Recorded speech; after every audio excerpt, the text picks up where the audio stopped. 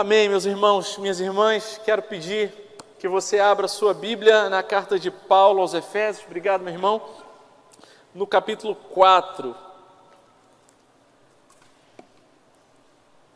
Hoje nós vamos conversar sobre as graciosas ordenanças da nova natureza. Graciosas ordenanças para a nova natureza. Efésios capítulo 4, vamos ler do versículo 25 até o capítulo 5, versículo 2.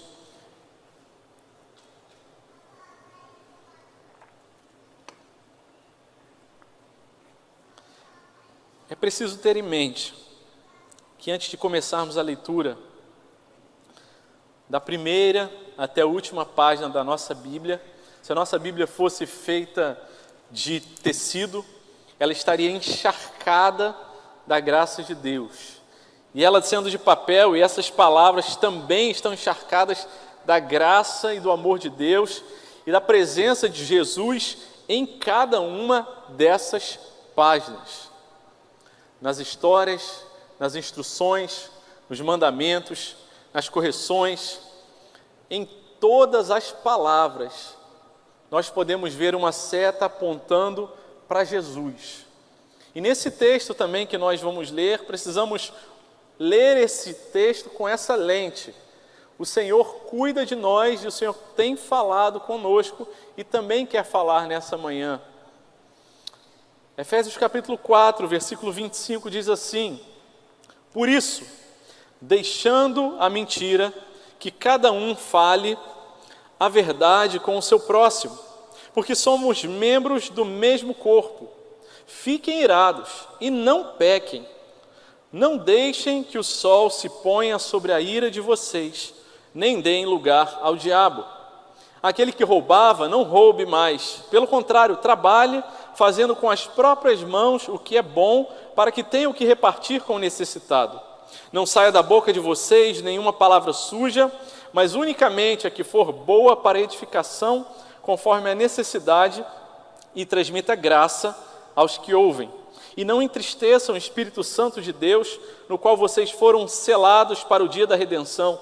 Que não haja no meio de vocês qualquer amargura, indignação, ira, gritaria e blasfêmia, bem como qualquer maldade. Pelo contrário, sejam bondosos e compassivos uns para com os outros, perdoando uns aos outros, como também Deus, em Cristo, perdoou vocês. Portanto, sejam imitadores de Deus, como filhos amados, e vivam em amor, como também Cristo nos amou e se entregou por nós, como oferta e sacrifício de aroma agradável a Deus. Amém. A primeira palavra desse texto que nós lemos é uma conjunção coordenada conclusiva. Por isso, por causa do que já foi dito, eu concluo então e passo a dizer a partir dessas coisas.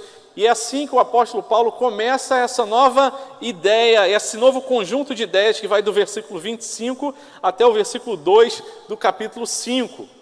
Por isso, por causa da ideia anterior, e na ideia anterior ele havia falado, nessa porção anterior, o apóstolo Paulo, ele diz, olha, que a mente de vocês, o pensamento, o entendimento de vocês não seja mais obscurecido, não seja mais como dos gentios, não em contraposição aos judeus, mas afirmando e apontando para aqueles que não foram salvos, não conhecem e não se relacionam com Deus e com o seu Filho amado.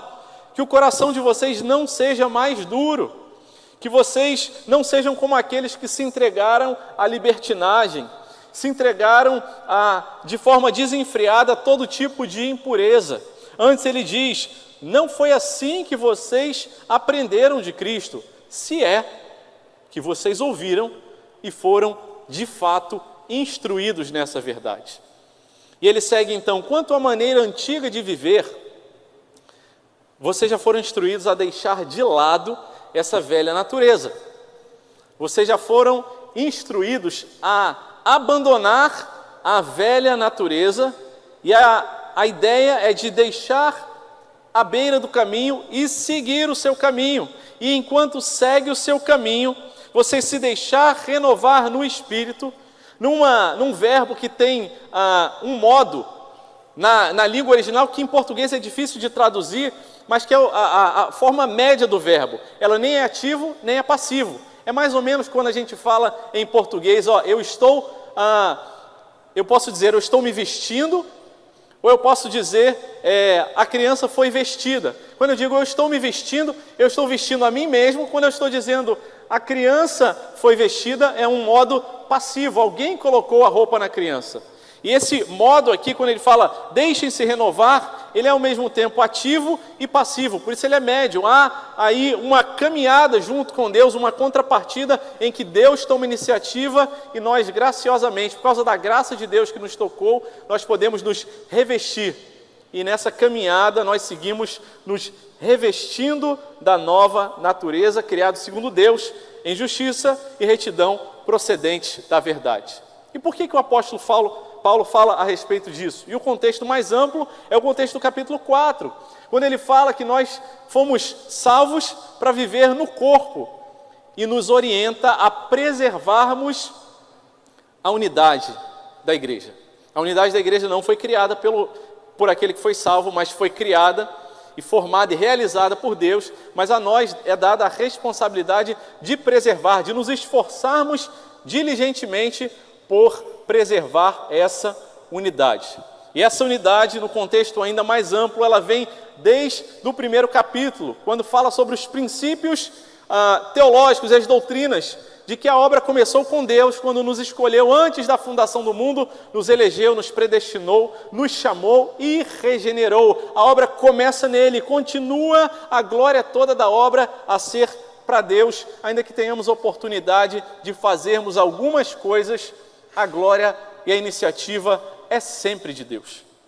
E nesse grande contexto, ele diz que Deus nos alcançou e derrubou a barreira de separação e nos tornou de inimigos, de perdidos e daqueles que estavam mortos espiritualmente em vivos espiritualmente. Agora no caminho e agora tornados amigos de Deus e amigos uns dos outros, nessa nova humanidade que nós vivemos, a igreja, esse corpo. Essa a metáfora, a comparação usada na palavra de Deus para falar sobre essa nova humanidade, a igreja. Ele fala, preservem essa unidade. E ele diz, deixem a velha natureza, e deixando a velha natureza e revestindo-se da nova natureza, nós estaremos preservando essa unidade. E a partir do versículo 25, ele começa a apresentar algumas graciosas ordenanças para essa nova natureza.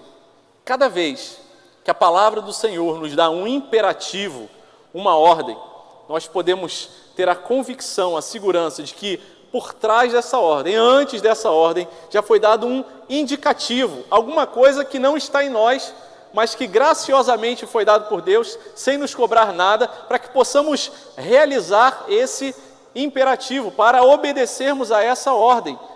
E quando nós lemos essa lista de ordens, de orientações, de graciosas ordenanças, nós precisamos ter isso em mente. Se nós obedecermos tudo que está aqui, Deus não vai nos amar mais. Se nós desobedecermos tudo que está aqui, Deus não vai nos amar menos, porque o amor de Deus, ele não muda e ele não depende daquilo que eu faço ou deixo de fazer. Mas se pela graça nós pudermos obedecer essas coisas, praticarmos essas coisas, não sermos apenas ouvintes, mas praticantes da palavra, como nos diz Tiago, nós viveremos o tipo de vida que Deus planejou para a gente como igreja e experimentaremos a boa, perfeita e agradável vontade de Deus. E ainda que passemos por lutas, desafios, o nosso coração é cheio de paz. Ainda que haja choro, ainda que haja dias de tristeza, nosso coração continua em paz, porque sabe que tem um Deus que cuida de nós e que não apenas nos chamou, mas nos ensina como caminhar e como viver. Samuel, meu filho, ele morou durante 3 anos longe da gente, em uma escola no interior da cidade, no interior de Manaus, e de vez em quando ele tinha algumas dificuldades, alguns problemas, inclusive de relacionamentos. Ele me ligava e ele perguntava, pai, o que eu faço nessa situação? Está muito complicado. E eu conversava com ele, orávamos juntos, Deus dava sabedoria, e eu me lembro da palavra dele, era sempre, pai, é tão bom conversar com o Senhor me diz o que fazer, o Senhor me dá os caminhos, e as coisas, normalmente, Deus tem dado graça para que as coisas se resolvam Esse é o caminho do Senhor para as nossas vidas. Essa é a orientação graciosa e amorosa dele.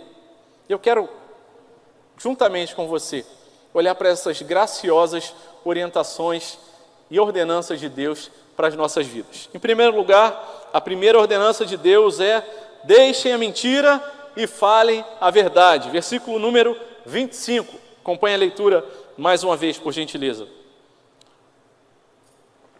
Por isso, deixando a mentira, que cada um fale a verdade com o seu próximo, porque somos membros do mesmo corpo. Por isso, deixando a mentira. As ordenanças e a estrutura que o apóstolo Paulo ele usa nessa porção que nós estamos meditando nessa manhã, ela traz sempre uma organização. Ele apresenta sempre um aspecto, primeiro, negativo, ao qual ele nem dá muita ênfase. Depois ele apresenta um aspecto positivo, aquilo que nós devemos fazer. Ele fala primeiro o que não fazer, mas ele enfatiza o que fazer. Nós não somos aqueles chamados para o não pode, mas nós temos a liberdade para fazer coisas maravilhosas e viver de acordo com a vontade de Deus. E a terceira parte dessa estrutura é o motivo por que nós devemos fazer essa coisa. E é o que ele apresenta aqui. Ele começa dizendo: por isso, deixando a mentira. O tempo no original, na língua em que foi escrito, o grego, ele é o aoristo, e ele é um tempo que é um presente já realizado. É alguma coisa que já ficou para trás. O apóstolo Paulo está dizendo: olha, vocês são crentes, povo de Éfeso. Assim ele dirigiu a carta para os Efésios. Vocês que já são crentes, já foram salvos, deixem de lado a velha natureza. E é o mesmo verbo: deixem a mentira, abandonem isso. Isso não faz parte mais de vocês. A mentira eu nem considero, mas deixem isso para trás. Não é possível que a gente ainda como crente carregue a mentira. Mas por outro lado, nós precisamos corar de vergonha quando nós sinceramente olhamos e falamos: se eu for olhar bem de verdade, quando em vez, dependendo da situação, para eu não passar vergonha, para eu não ser mais exigido, parece que eu não levo muito a sério isso.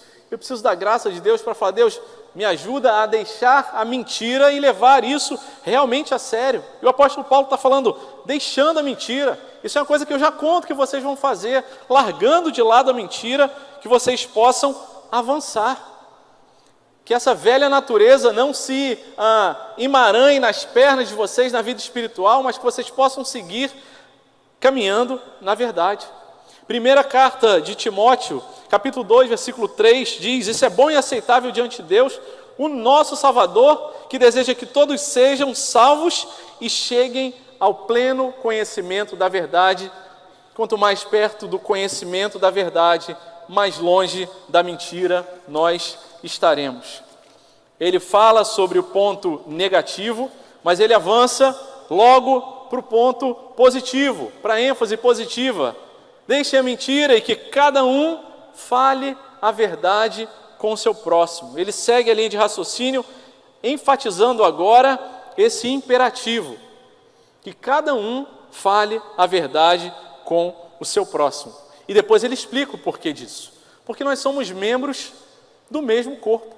E um corpo não tem como ser saudável e manter a sua unidade com mentiras no meio dele.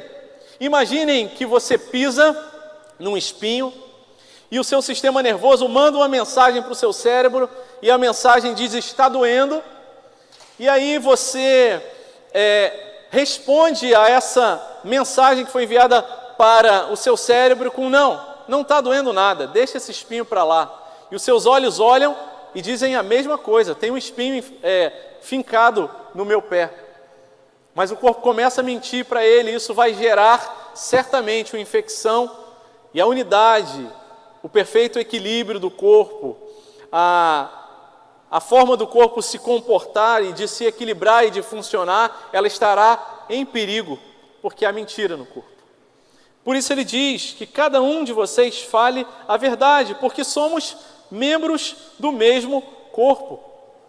É necessário que haja verdade em nosso meio, verdade com amor, com graça, com bondade.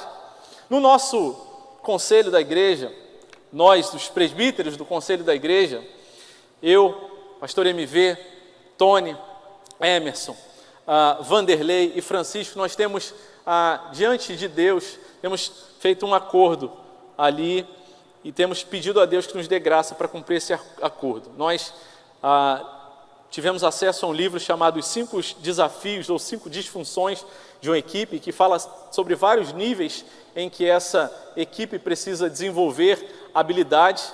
E o nível mais básico é o nível da confiança e da verdade, numa pirâmide desenhada em que a base da pirâmide é a confiança. Então, o nosso esforço é que a gente seja, a cada reunião, a cada encontro, o mais verdadeiro possível uns com os outros naquilo que tem nos desagradado. E nossa oração, nosso clamor a Deus diariamente é que a gente seja essa liderança que vive em verdade uns com os outros. Às vezes a gente fica constrangido com a coisa que a gente vai falar um com o outro. Às vezes a gente é constrangido, mas o nosso pacto é esse. Para que haja verdade em nosso meio, a gente pede a Deus que isso também se espalhe pela vida da igreja. Porque sobre a mentira, o próprio Senhor Jesus nos diz em João capítulo 8, vocês não compreenderam a minha linguagem, é porque vocês são incapazes de ouvir a minha palavra. Está dizendo para aqueles que não criam nele. Vocês são do diabo, que é o pai de vocês, e querem satisfazer os desejos dele. Ele foi assassino desde o princípio e jamais se firmou da verdade, porque nele não há verdade. Quem profere mentira, fala do que lhe é próprio, porque é mentiroso e pai da mentira. Meus irmãos, com temor e tremor, nós precisamos acolher essa verdade no nosso coração, falar: Deus, se há mentira na minha vida, se eu tenho vivido uma vida de mentira, de aparência, se eu compartilho notícias que eu nem sei se são verdadeiras, Senhor, tem misericórdia da minha vida. Se eu não tenho vivido verdade nos meus relacionamentos, Deus, dá-me graça. E o Senhor, que é a verdade encarnada, o Senhor opere essa obra na minha vida, em nome de Jesus. Desde o começo da carta aos Efésios, nós vemos a palavra verdade e esse assunto sempre aparecendo. Efésios capítulo 1, versículo 13. Nele também, depois que vocês ouviram a palavra da verdade, o evangelho da salvação, tendo também nele crido, receberam o selo do Espírito Santo. Já no capítulo 4, versículo 15, seguindo a verdade em amor, cresçamos em tudo naquele que é a cabeça, o Cristo. Versículo 21 do capítulo 4, se de fato ouviram falar dele e nele foram instruídos, segundo é a verdade em Jesus. E capítulo 4, versículo 24, se revistam da nova natureza, criada segundo Deus, em justiça e retidão procedentes da verdade. Há um chamado de Deus à verdade.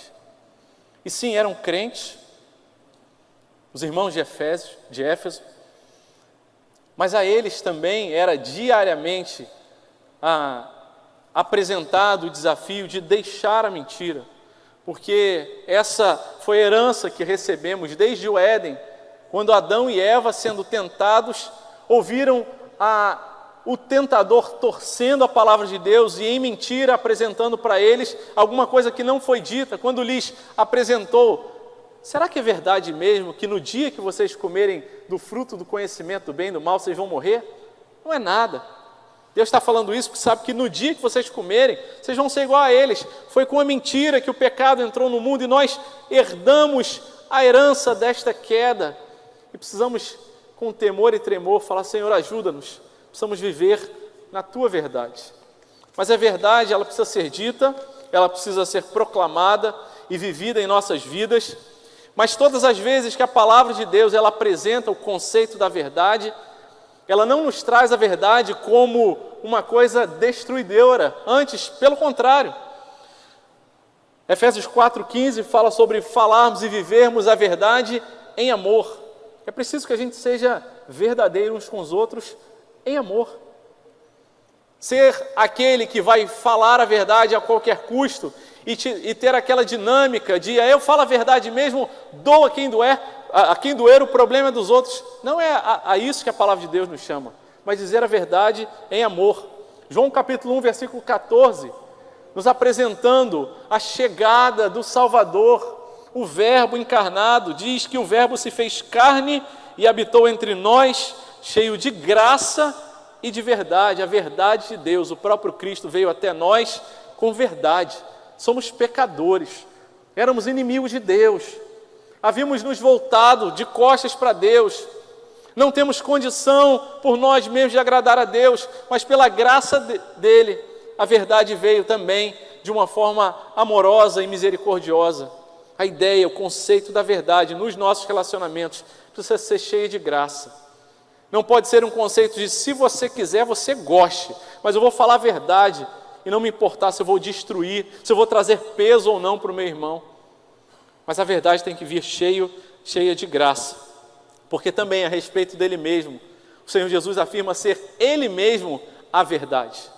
E Ele fala em João capítulo 8, 31, diz aos judeus que haviam crido nele: se vocês permanecerem na minha palavra, são verdadeiramente meus discípulos, e vocês conhecerão a verdade, e ela vos libertará. E quando a gente vive a verdade em nossos relacionamentos, quando a gente fala em amor e graça, o peso é tirado de nós. Quantos de nós já experimentamos a realidade da gente querer compartilhar e falar alguma coisa para alguém durante muito tempo e aquele peso no coração? E quando a gente tem a oportunidade, quando graciosamente Deus nos conduz a essa oportunidade de falar aquilo que está dentro do nosso coração e ser bem aberto e verdadeiro, o peso sai das nossas costas e da nossa alma. A verdade nos liberta, porque a verdade é um caminho, a verdade é a vida de Deus para a gente. Ele nos chama à verdade.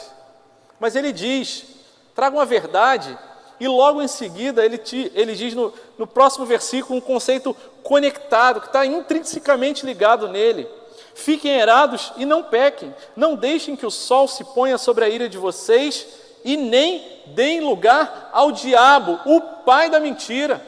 É preciso viver e falar a verdade uns com os outros. Essa é a graciosa ordenança de Deus para a gente.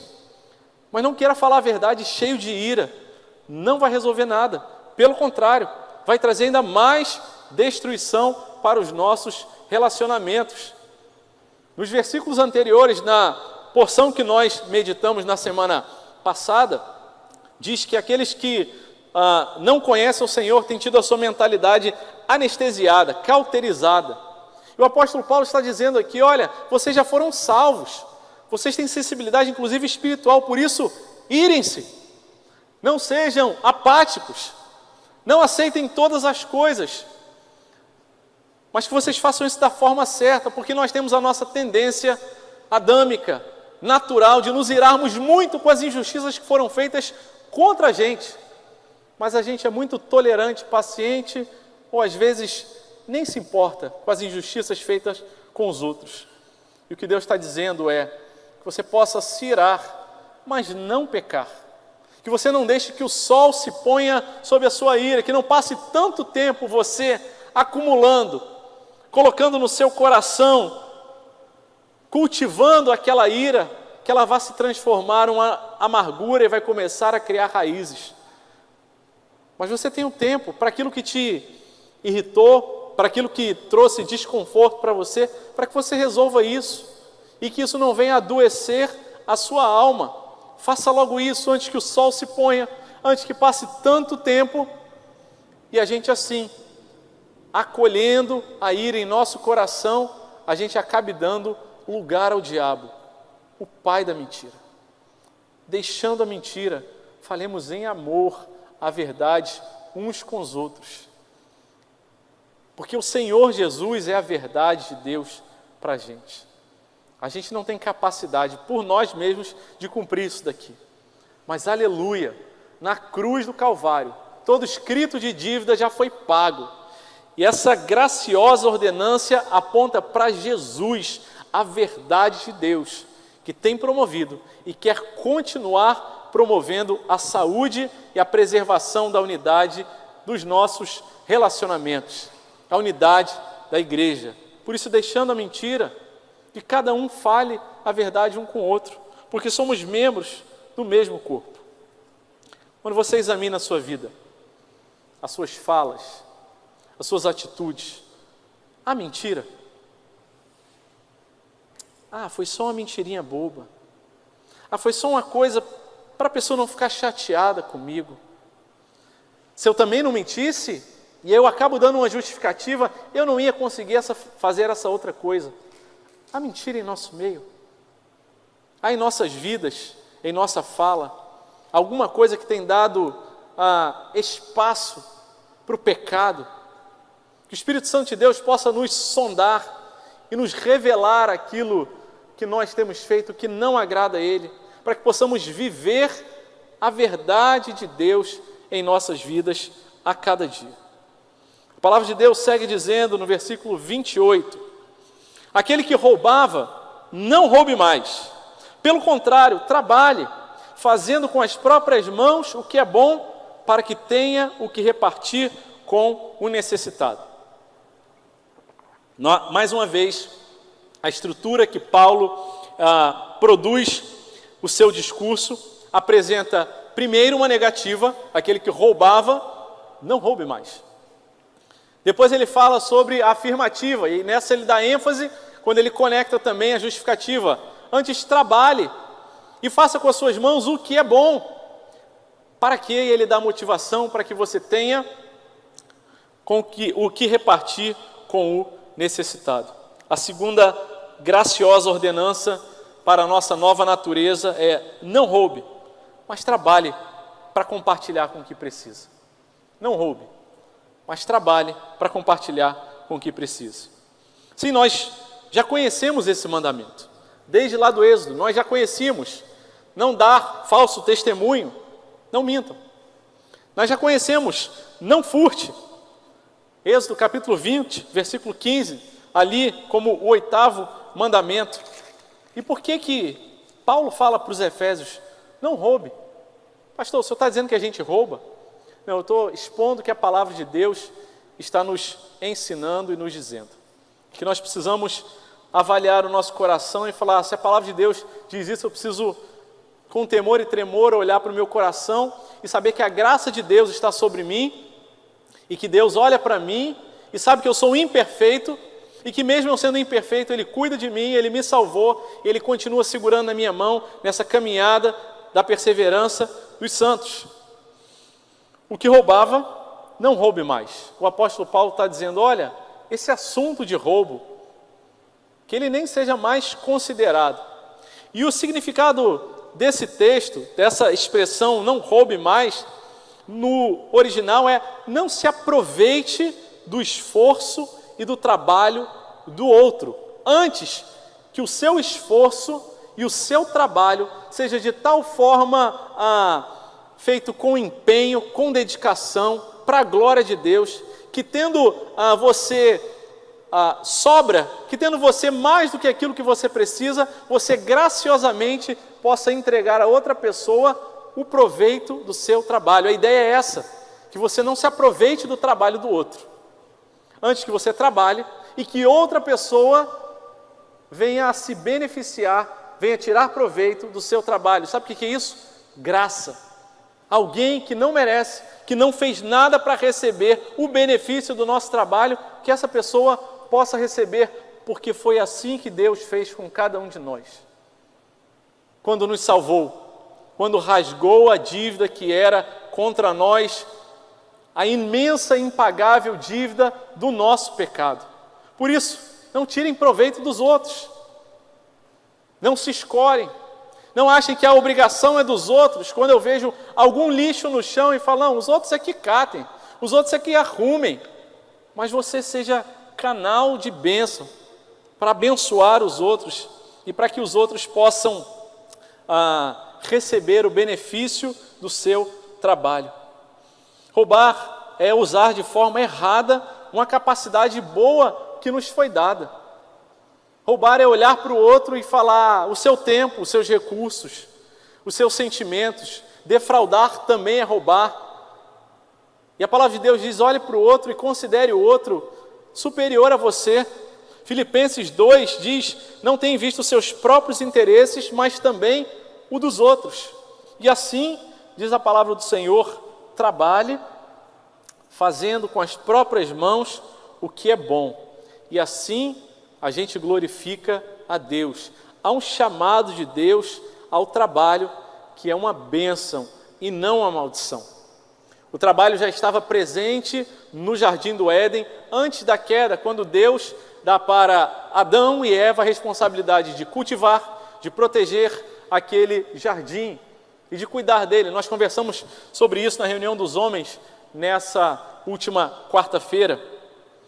E certa vez, um sapateiro crente, convertido, chegou para Lutero, Martinho Lutero, grande teólogo, reformador, e perguntou para ele: Lutero, o que eu posso fazer para servir melhor a Deus e ser um cristão melhor? E Lutero respondeu: faça um bom sapato e venda por um preço justo. Assim você vai estar glorificando a Deus. Com tudo que a gente fizer, produzir, que a gente faça para a glória de Deus. Faça um bom sapato, um sapato de qualidade, um sapato que vai durar. Que o seu trabalho seja assim, faça o que é bom com as suas mãos. Não se encoste. Que no nosso trabalho, quem tem um trabalho com expediente, que cada hora, cada minuto que a gente esteja lá, a gente se empenhe para fazer o melhor, sabendo que a gente está fazendo em última instância para a glória de Deus e se empenhando, é o que a palavra de Deus nos diz. E fazendo assim, nós temos a oportunidade de viver o Cristo em nossas vidas, quando temos, todos nós, mais do que precisamos, e temos a bênção e a oportunidade de ajudar aquele necessitado. Não é emprestar para que ele nos devolva, mas é dar, sem esperar nada em troca. E com isso, nós sermos muito mais abençoados do que aquele que recebe. Porque aquele que recebe não tem como pagar, ele é grato a Deus, e nós somos gratos a Deus, porque é Deus quem sustenta e cuida de cada um de nós. Atos capítulo 20, versículo 35, diz: em tudo eu tenho mostrado a vocês que trabalhando assim, diz o autor, é preciso socorrer os necessitados e lembrar as palavras do próprio Senhor Jesus: mais bem-aventurado é dar do que receber. E quando damos, quando compartilhamos, precisamos fazer não apenas para que sejamos vistos, mas fazer de coração. 1 Coríntios 13:3, ainda que eu distribua todos os meus bens entre os pobres, e ainda que entregue o meu próprio corpo para ser queimado, se não tiver amor, isso de nada adiantará. E só vamos socorrer aqueles que têm necessidade com o fruto do nosso trabalho, de maneira que agrade a Deus, quando fizermos isso cheios de amor. Por isso, nos instrui a palavra de Deus que o que faz a tua mão direita, a tua mão esquerda, não venha a conhecer. É graça de Deus para a gente viver de acordo com aquilo que Ele nos tem ensinado. Será que a gente tem roubado das pessoas? Se aproveitado do esforço delas? Feito o corpo mole, se escorado? Será que a gente tem roubado o bom tempo, a boa disposição das pessoas, a paciência delas? Será que eu tenho feito e trabalhado de forma que agrade a Deus, de forma que o meu trabalho tem sentido e significado, e o meu coração transborda de alegria por causa daquele trabalho que às vezes nem é aquilo que você sonhava? Não queria ter esse trabalho, mas se foi essa oportunidade que Deus te deu, faça o melhor com aquilo que Deus colocou nas suas mãos. Terceiro e último ponto das graciosas ordenanças para a nova natureza. Versículo 29 diz o seguinte: não saia da boca de vocês nenhuma palavra suja, mas unicamente a que for boa para edificação, conforme a necessidade, e assim transmita graça aos que ouvem. Se em primeiro lugar o apóstolo Paulo nos alerta a deixar a mentira e falar a verdade. Em segundo lugar, a não roubar, mas trabalhar e compartilhar com aqueles necessitados. Em terceiro lugar, ele diz e nos alerta que não saia da boca de vocês nenhuma palavra suja. A última graciosa ordenança para a nossa natureza destacada nessa manhã é que você seja fonte de palavras de edificação e de graça na vida daqueles que você convive. O apóstolo Paulo está dizendo: não saia da boca de vocês. Será que a gente consegue perceber a expressão de uma forma passiva? não saia, não é uma coisa que você produziu, é uma coisa que sai naturalmente. A palavra de Deus diz, Mateus capítulo 12, versículo 34, que a boca fala do que o coração está cheio. E se da nossa boca tem saído coisas ruins, palavras ruins, aqui chamada palavra suja, nós precisamos com temor e tremor falar: Deus, limpa o meu coração, limpa a minha mente, os meus pensamentos, porque se tem saído palavras sujas da minha boca, é porque tem uma fonte lá dentro que está impura. E em vez de eu abençoar e edificar as pessoas, eu tenho trazido condenação, eu tenho trazido tristeza, destruição. E Deus, tem misericórdia da minha vida. Que não saia da boca de vocês nenhuma palavra suja. Sim, a gente também está falando sobre palavrões, sobre calão, sobre palavras que são impróprias para o crente, para o cristão usar. A gente está falando sobre isso. E é bem verdade que alguém pode falar: pastor, mas isso é uma questão cultural. É verdade. Eu e Marcele fazemos parte de uma equipe de cerca de 40 missionários de várias regiões do país. Então, em algumas áreas do país, algumas palavras são palavrão, são ofensivas, e outras não. E a gente precisava calibrar ali e falar: cara, não fala isso não, porque lá de onde eu venho essa palavra é muito feia, é muito suja. Pô, desculpa, tal. E mais, tinha gente de outros países que quando começava a aprender o português, dependendo da região, também precisava calibrar aquilo ali. Meus irmãos, a linguagem do crente, ela precisa ser diferenciada, porque o nosso coração, ele foi resgatado e tem sido limpo pela graça e pela bondade de Deus. A palavra aqui usada é a palavra suja, é a palavra no original sapros. Sapros é a mesma palavra que da raiz de saprófita. Na biologia, os saprófitas são aqueles micro-organismos que eles vão comer a matéria orgânica. Quando um corpo morre, os saprófitas são aqueles micro-organismos que vão dissolver, digerir, ou seja, eles vão apodrecer aquela matéria orgânica para que ela faça o ciclo dela, volte à terra ali e se transforme em adubo, mas ela traz primeiro podridão. Não saia da nossa boca nenhuma palavra podre, que vai trazer destruição e morte para os nossos irmãos. E é muito interessante como a gente consegue perceber o padrão da organização de Deus no pensamento e no discurso inspirado e registrado de Deus. Quando o apóstolo Paulo fala que não saia da boca de vocês nenhuma palavra podre, certamente está na mente dele o que ele falou lá no começo do capítulo 4, que vocês se esforcem diligentemente para preservar, para conservar, para que continue viva e forte a unidade da igreja. E quando a gente fala palavras, quando da nossa boca é fonte de palavras podres, a gente enfraquece essa unidade que deveria ser preservada. Sim, estamos falando sobre palavras impróprias, a respeito da qual o capítulo 5, versículo 3, ele diz que a imoralidade sexual, toda impureza ou avareza não sejam nem sequer mencionadas entre vocês como convém aos santos. Não usem linguagens grosseiras, não digam coisas tolas, nem indecentes. Por isso, não convém, pelo contrário, digam palavras de ações de graça. Sim, estamos falando sobre imoralidade sexual, sobre indecência, sobre a forma como os homens se dirigem às mulheres, como as mulheres se dirigem aos homens, como falam a respeito de questões de ordem sexual. Sim, estamos falando disso, mas muito mais também do que isso. Estamos falando sobre a forma como as nossas palavras são ditas. Já fomos instruídos para que fiquemos irados, mas não pequemos. E toda a nossa palavra seja palavra boa para a glória de Deus. E ele segue dizendo, boa para edificação demais. E às vezes nós somos assim. Falamos de uma forma que esmaga o outro. E a palavra de Deus nos instrui para que tenhamos palavras boas para edificação, conforme a necessidade.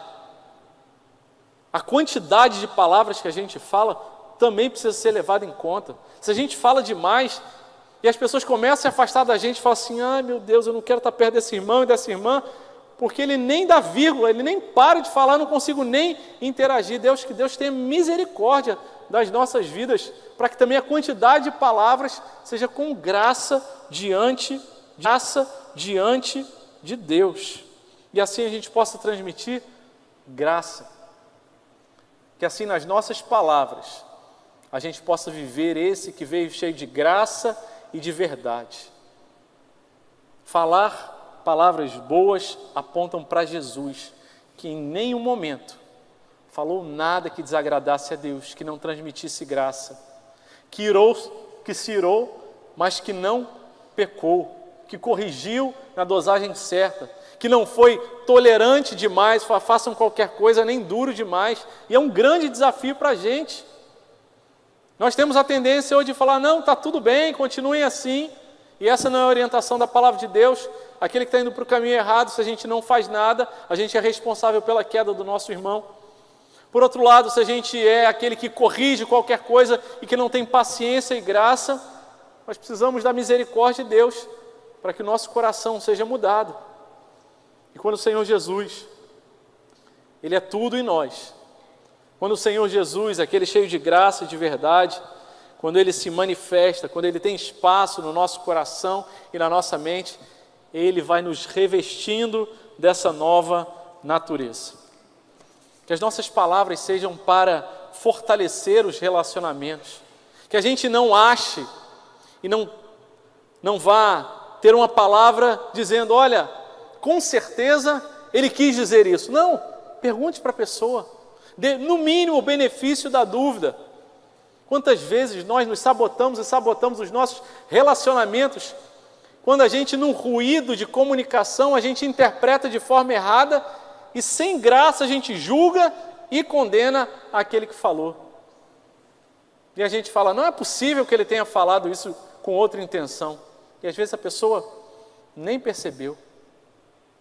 Que a nossa palavra seja sempre de reconciliação, de pacificação.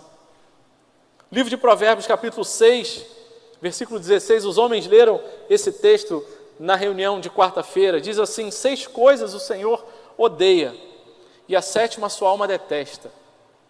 Olhos cheios de orgulho, língua mentirosa, mãos que derramam sangue inocente, coração que faz planos perversos, pés que se apressam por fazer o mal, testemunha falsa que profere mentiras, e aqui o Senhor abomina o que semeia discórdia entre os irmãos. Palavra pesada, meus irmãos, que não saia da nossa boca nenhuma palavra que traga podridão e morte para o nosso meio, antes que saia da nossa boca palavra boa para a glória de Deus. Tiago tem um grande tratado sobre a língua, capítulo 3, a partir do versículo 2, ele diz, se alguém não tropeça no falar, é um indivíduo perfeito, capaz de refrear também todo o corpo. Se a nossa língua, as nossas palavras forem santificadas pela presença de Jesus, todo o corpo estará saudável. Ora, se colocamos um freio na boca dos cavalos para que nos obedeçam, também lhes dirigimos o corpo inteiro. Que Deus tenha misericórdia da nossa boca, do que a gente fala. Que Deus calhe a nossa boca se a gente estiver trazendo palavra de maldição, de dureza, falando mal uns dos outros. Observem igualmente os navios, sendo tão grandes, impelidos por fortes ventos, são dirigidos por um pequeníssimo leme e levados para onde o piloto quer. Assim também a língua, pequeno órgão, se gaba de grandes coisas. Vejam como uma fagulha incendeia uma grande floresta. Ora, a língua é um fogo, é um mundo de maldade. A língua está situada entre os membros do corpo e contamina o corpo inteiro. A palavra contamina o corpo inteiro tem a mesma raiz da palavra suja que nós vimos em Efésios. A língua contamina e apodrece o corpo inteiro e não só põe em chamas toda a carreira da existência humana. Tiago é grave nas palavras dele. Coloca em chamas toda a carreira da existência humana, como também ela mesma é posta em chamas. Com ela nós bendizemos o Senhor, passei para o versículo 9, e Pai, também com ela amaldiçoamos as pessoas criadas à semelhança de Deus. De uma só boca procede bênção e maldição. Meus irmãos, isso não deveria ser assim. Por acaso, pode jorrar do mesmo lugar água doce e amarga? Meus irmãos, será que a figueira pode produzir azeitonas ou videira, figos? assim também uma fonte de água salgada não pode dar água doce. O Senhor Jesus nos diz, Mateus capítulo 12, versículo 35, a pessoa boa tira do tesouro bom coisas boas, mas a pessoa má tira do mau tesouro coisas más.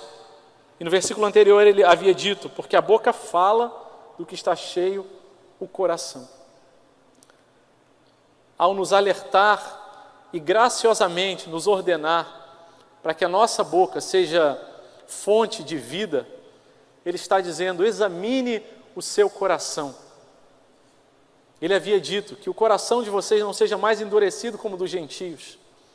Se as suas palavras têm sido sempre de reclamação, murmuração, se você é aquela pessoa que quando as pessoas chegam, elas se afastam porque eu não aguento mais ouvir essa pessoa só criticando e falando mal e nunca traz uma palavra de gratidão, nunca traz uma palavra de ânimo, de encorajamento e de incentivo. É tempo de, em nome do Senhor Jesus, nós nos quebrantarmos diante dele e falar, Senhor, tem misericórdia de nós.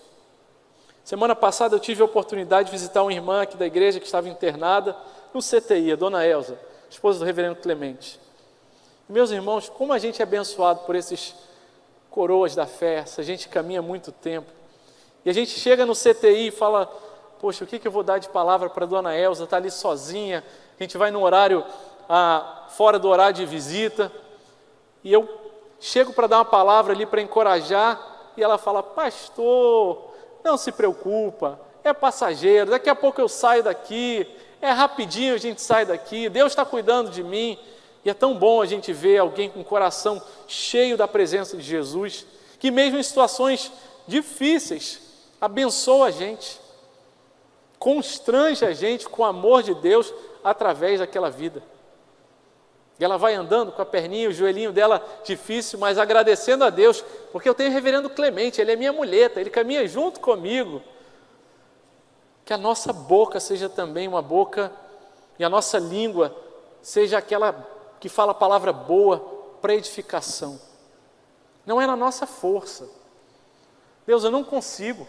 Vez ou outra eu estou reclamando, eu estou murmurando, eu estou falando mal, eu estou criticando, as pessoas nem querem ficar perto de mim, me evitam até.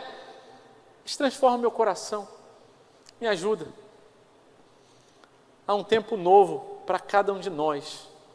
Uma caminhada para nos revestirmos da nossa natureza, da nossa nova natureza. Todas as ordenanças aqui apresentadas são as ordenanças da graça de Deus e apontam para Cristo. Em Deus não há sequer sombra de mentira, e em Cristo há a plena e encarnada verdade de Deus. E é na confiança dele que nós viveremos falando a verdade uns para os outros. Cristo é aquele que fez o bom trabalho e que ninguém roubou e não se aproveitou de ninguém antes, ele se esvaziou e dele, do seu sacrifício, da sua obra, todos nós, necessitados que somos, recebemos graça, bondade e salvação. E ele é a boa palavra de Deus para edificação. Palavras agradáveis são como favo de mel, doces para a alma e remédio para o corpo. Jesus é a palavra agradável de Deus para as nossas vidas.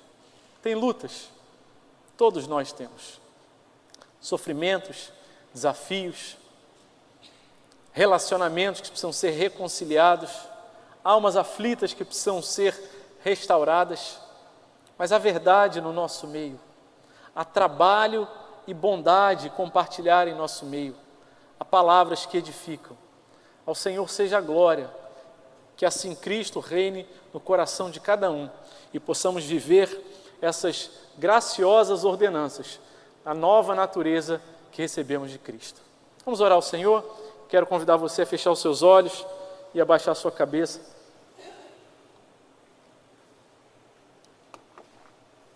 Deus amado, a honra, a glória, o louvor, a majestade são tuas. Senhor, nós agradecemos pela tua palavra, encharcada de amor, de graça para as nossas vidas.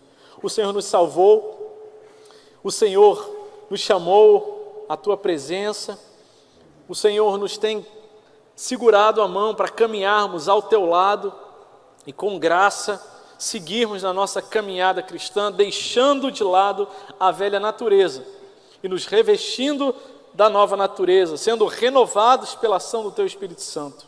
Por isso nós pedimos por nós, Deus, de forma prática, se há mentiras, grandes ou menores, em nosso meio, se não temos tido sinceridade uns com os outros, tem misericórdia de nós, Pai. Que possamos ser inteiros, que possamos ser verdadeiros, falar a verdade porque somos membros uns dos outros em amor, com graça, caminhando junto com o Senhor, que é a vida de Deus em nós. Dá-nos, Senhor, graça para que a gente não venha mais a roubar, não nos aproveitar do esforço do outro, mas que a gente venha a trabalhar e fazer o que é bom, aquilo que o Senhor colocou em nossas mãos, nas atividades mais simples, as mais complexas do nosso dia, para que outras pessoas sejam abençoadas, aqueles que precisam ser abençoadas de ordem física, material, espiritual, emocional, que sejamos bênção, e que a nossa boca, Pai, que o nosso coração seja limpo pela Tua palavra, para que da nossa boca não saiam palavras sujas, antes palavras boas para edificação, para a glória do Senhor, para que a nossa igreja seja a cada dia mais fortalecida e a unidade da igreja seja preservada, conservada e o nome do Senhor seja exaltado. Nós agradecemos porque o Senhor tem cuidado de nós e nos tem conduzido. Ao Senhor seja glória, oramos com gratidão, em nome de Jesus. Amém. Amém.